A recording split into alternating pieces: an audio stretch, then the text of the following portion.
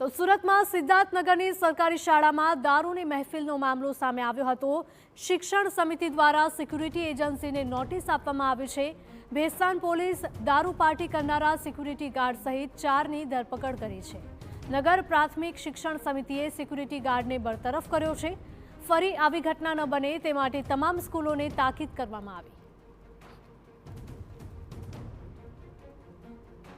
તો આ ઘટના સુરતમાંથી સામે આવી હતી। સિદ્ધાર્થનગરની સરકારી શાળામાં દારૂની મહેફિલ માણી રહેલા કેટલાક લોકોનો વિડીયો સામે આવ્યો હતો અને શિક્ષણ સમિતિ દ્વારા સિક્યુરિટી એજન્સીને નોટિસ આપવામાં આવી છે। ભેસ્તાન પોલીસે દારૂ પાર્ટી કરનારા સિક્યુરિટી ગાર્ડ સહિત 4 લોકોની ધરપકડ કરી છે અને નગર પ્રાથમિક શિક્ષણ સમિતિએ સિક્યુરિટી ગાર્ડને બરતરફ કર્યો અને ફરીથી આવી ઘટના ન બને તે માટે તમામ સ્કૂલોને તાકીદ કરાઈ છે।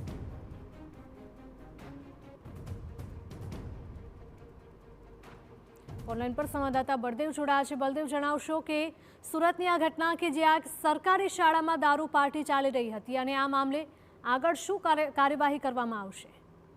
જે રીતે સુરતના ભેસ્તાન વિસ્તારમાં એક જે રીતે સરકારી સ્કૂલની અંદર દારૂની મહેફિલ જે માણસો હોવાનો જે વિડીયો હતો તે સોશિયલ મીડિયાની અંદર જે વાયરલ થયો હતો અને ત્યારબાદ જે મીડિયા અહેવાલ પ્રસારિત કરતાની સાથે જ જે સુરત શિક્ષણ સમિતિ હરકતમાં આવ્યું હતું અને સાથે સાથે સ્થાનિક પોલીસ પણ હરકતમાં આવી હતી અને જે વિડીયોના આધારે હાલમાં તો જે ભેસ્તાન પોલીસે 4 લોકોની જે ધરપકડ કરી લીધી છે અને જે ગુનો નોંધીને વધુ તપાસ હાથ ધરી છે।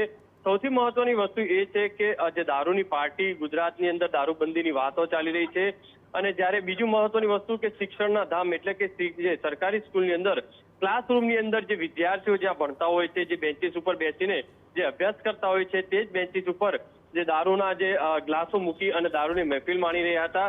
આ 4 લોકોની હાલમાં તો ભેસ્તાન પોલીસે ધરપકડ કરી લીધી છે અને બીજી બાજુ નગર પ્રાથમિક શિક્ષણ સમિતિ દ્વારા પણ તપાસના આદેશ આપ્યા છે અને જે સિક્યુરિટી ગાર્ડ છે તેમને તે બરતરફ કર્યા છે અને એજન્સી છે સિક્યુરિટી એજન્સી તેને પણ નોટિસ આપી અને કાર્યવાહી કરી છે અને તમામ સૂચના આપવામાં આવી છે કે તમામ જે એજન્સીઓ છે આ રીતની તપાસ કરે છે કે નહીં, કારણ કે સરકારી સ્કૂલોની અંદર રાત્રિની અંદર અનેક આવી જે ગેરકાયદેસર પ્રવૃત્તિઓ જે ચાલતી હોય છે તેને રોકવા માટેની પણ સૂચના આપી છે। સરપ્રાઇઝ ચેકિંગ કરવા માટેની પણ નગર પ્રાથમિક શિક્ષણ સમિતિ દ્વારા જે તપાસ આપી છે।